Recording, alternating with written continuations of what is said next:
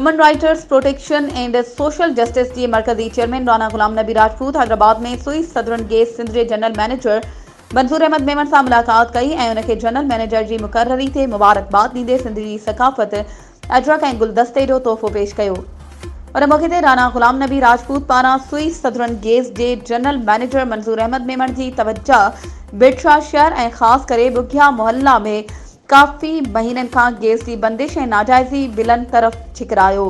जंहिं ते general manager पारां हर मुमकिन सेकार सां गॾोगॾु तमाम मसइला तरजीही बुनियादनि ते हल करण जो यकीन ॾियारियो वियो। उन मौक़े ते कोऑर्डिनेटर राना गुलज़ार अहमद राजपूत भी गॾु मौजूद हो। वधीक ख़बरों ऐं अपडेट्स जे लाइ असांजे चैनल खे सब्सक्राइब कयो ऐं हा बेल आइकन खे प्रेस करण न विसारजो त जीअं असांजी हर नई अचण वारी वीडियो तव्हां ताईं पहुची